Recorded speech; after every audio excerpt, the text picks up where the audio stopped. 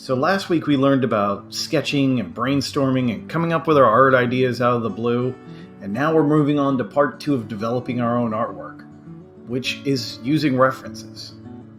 That's right, this week we're going to learn to draw from reference and learn to do it properly so we're not stealing other people's ideas or other people's artwork. I have a couple exercises I want you to try, and once you do it I think you're going to be a little bit more confident using references for the first time. So last week you did those sketches, and what I want you to do is I want you to take that quick sketch that you really liked the most and that you wanted to develop the most and set it aside because you're going to be needing it next week. But keep in mind you also want to use it to try to find your references this week.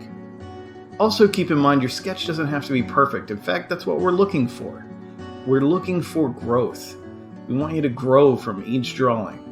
We don't want perfection.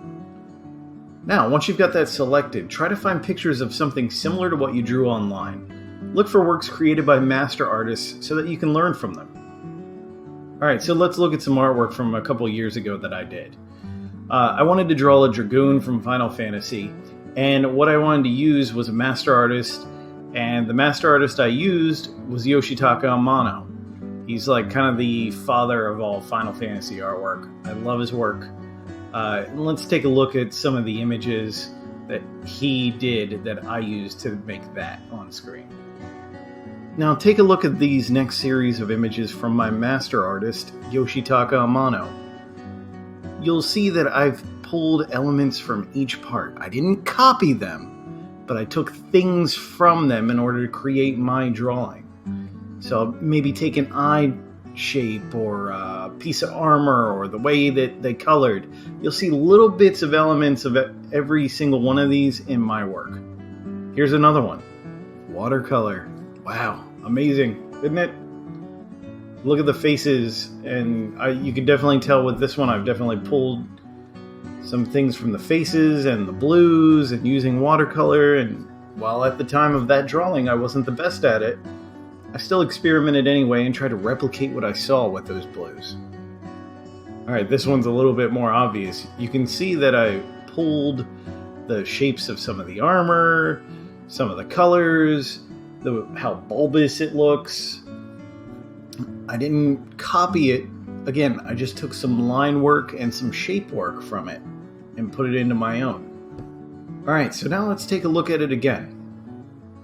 You can now see, like, I've taken little bits of elements from each one. Is it as good as the master artist? Heck no. But it's someone that I look up to as an artist, and I'm using his artwork as a reference. I'm referencing little things like eye shape and armor and things like that in order to get my point across when I'm trying to make something. Do you see the similarities? Do you see the elements when I put them next to each other? See how similar they are, but it's not a copy.